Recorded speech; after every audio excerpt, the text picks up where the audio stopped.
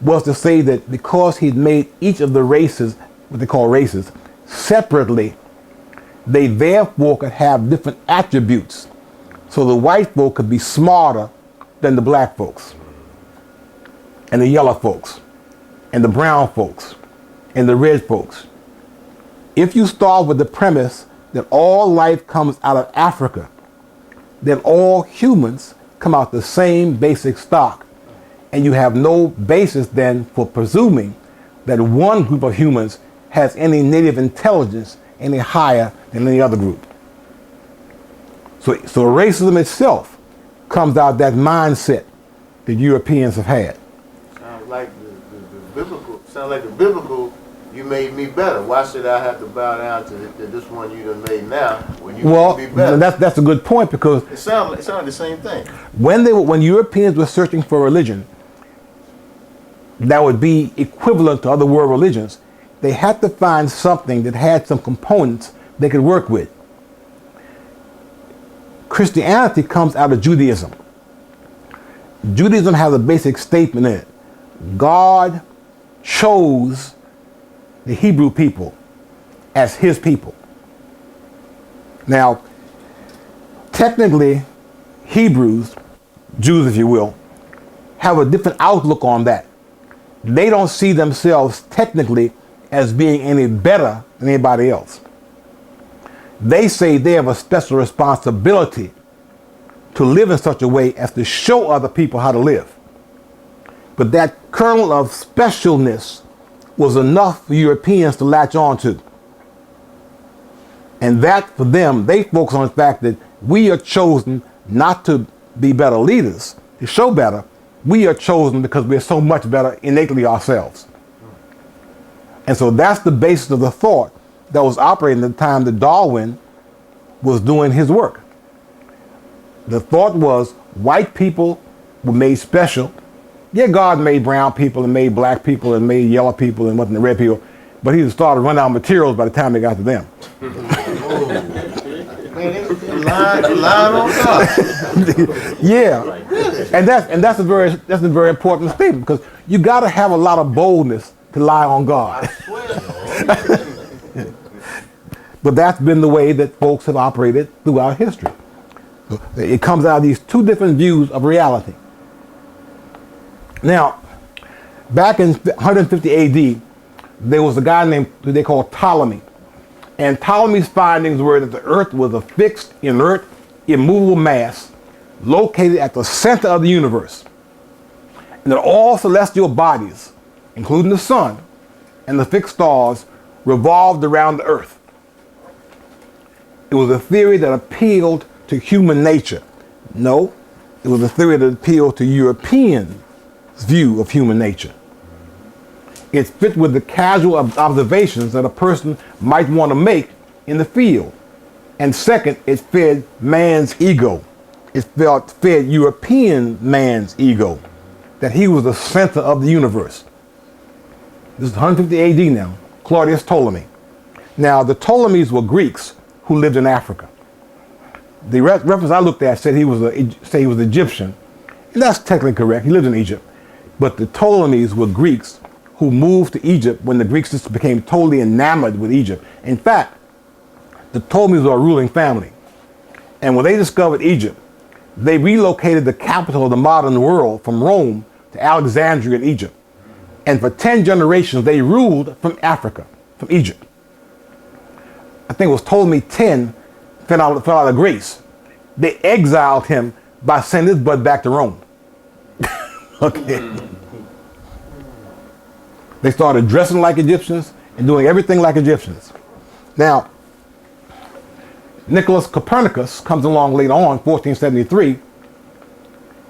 He proposed that a rotating Earth revolving with other planets about a stationary central sun could account in a simpler way for the same observed phenomena of the daily rotation of the heavens, the annual movement of the sun through the ecliptic, and the periodic retrograde motion of the planets. So he was doing observations, and he said, no, it would make more sense to have all the planets and whatnot, including the Earth, revolve around the sun. Didn't have the sun and the planets revolving around the earth. He didn't get a whole lot of flack because probably at the time, a whole lot of folks were not aware of what he said.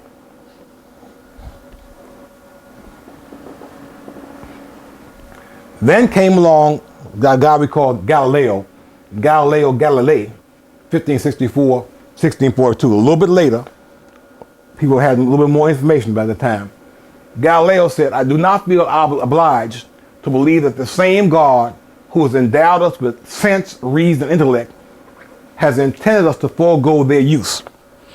You know, he said God gave us the brain. I think he must want us to use them. Now, a little bit something. Now, there was something at the time called the Inquisition. The Inquisition was a permanent institution in the Catholic Church. In the Catholic Church. In the Catholic Church. Charged with the eradication of heresies. Unlike many other religions, i.e. Buddhism, Judaism, the Catholic Church has a hierarchical structure with a central bureaucracy. In other words, there is no Buddhist pope. There's no Jewish pope. They're organized in communities in the African style. The Roman Catholic Church is organized as a hierarchy in the European style. That's one of the shifts that took place. Religion comes out of Africa, New Christianity, 325 AD, the Council of Nicaea.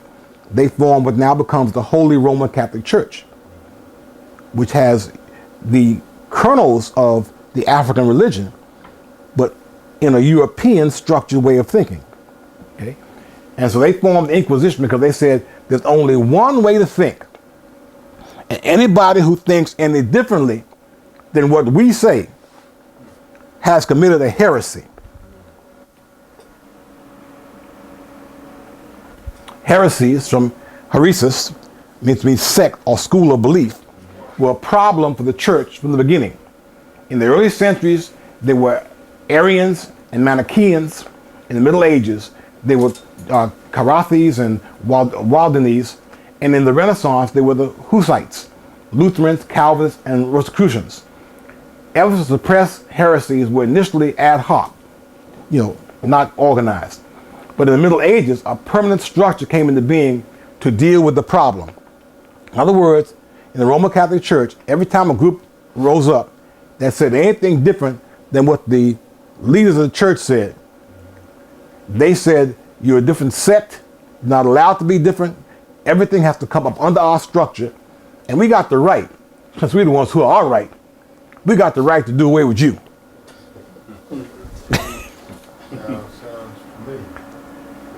Now, in 1231, Pope Gregory IX published a decree that called, listen to stuff now, that called for life imprisonment with salutary penance for the heretic who had confessed and repented, and capital punishment for those who persisted.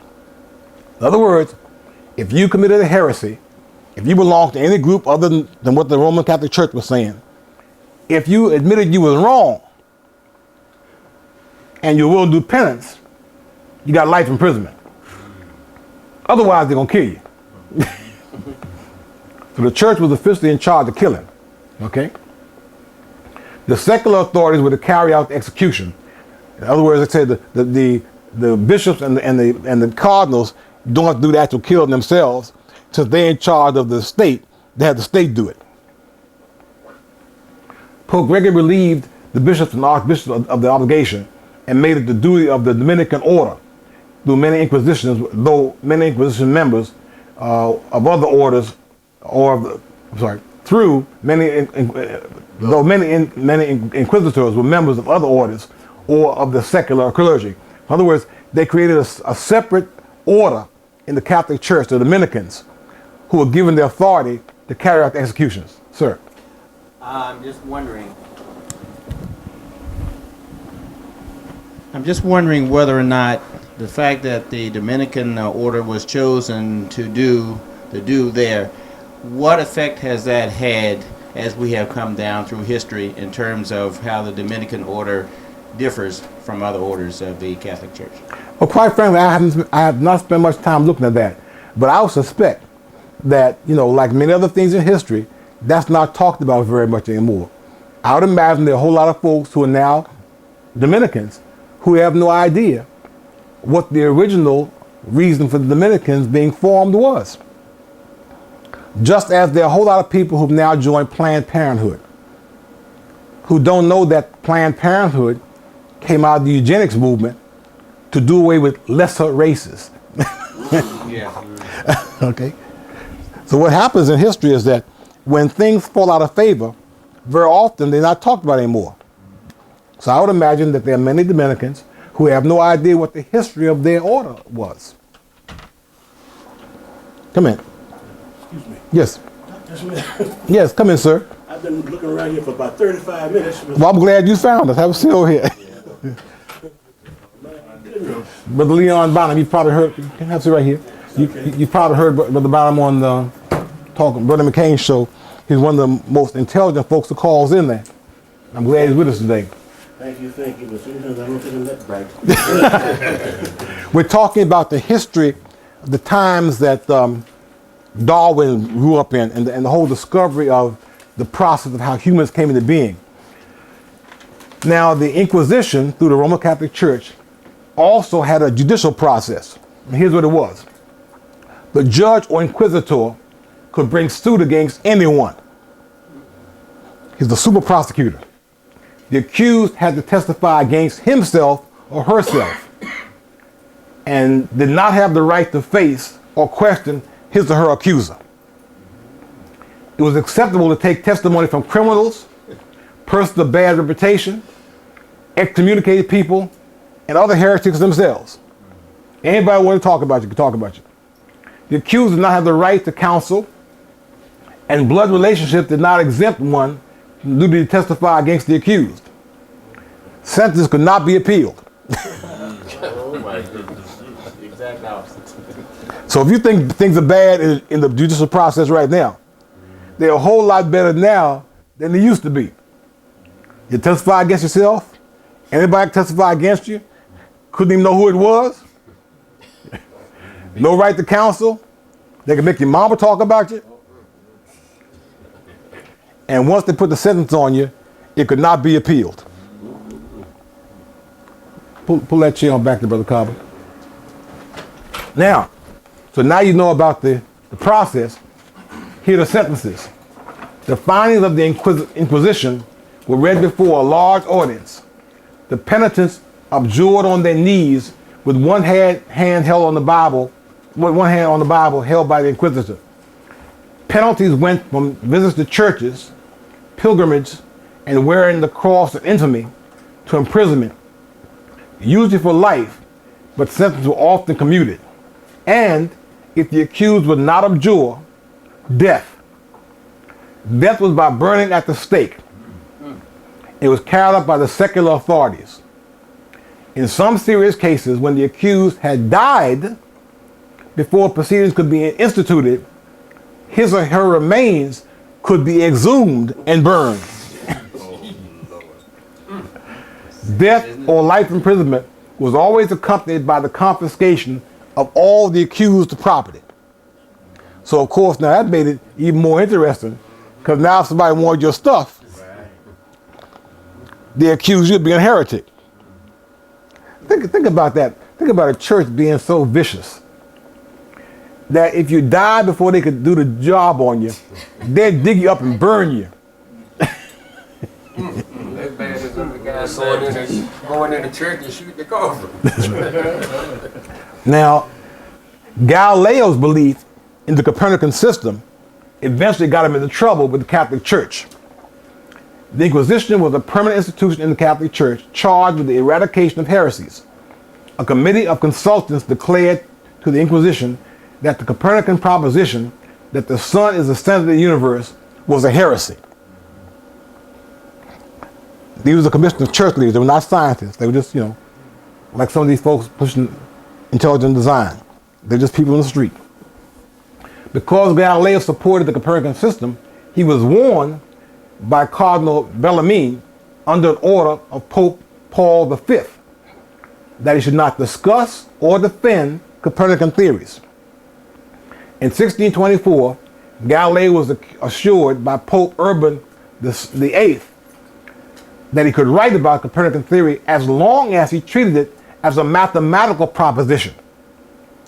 However, with the printing of Galileo's book, Dialogue Concerning the Two Chief World Systems, Galileo was called to Rome in 1633 to face the Inquisition again.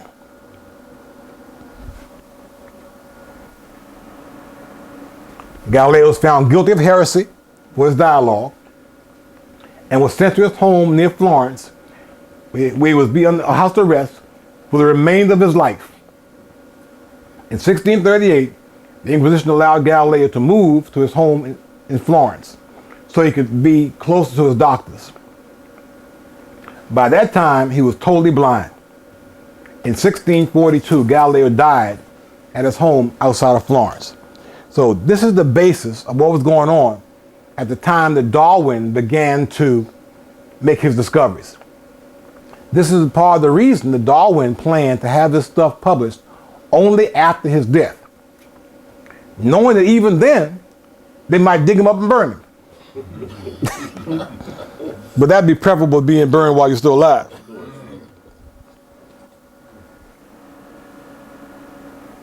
Now, just to show you the other side of this, in the pyramid, the triangular area of each of the four sides of the pyramid equal the square of the vertical height. The added lengths of the four sides of the base bear to the vertical height the same proportion as the radius of a circle to the circumference. This indicates that the Egyptians understood the constant now called pi. It's inscribed right there in the pyramid. And as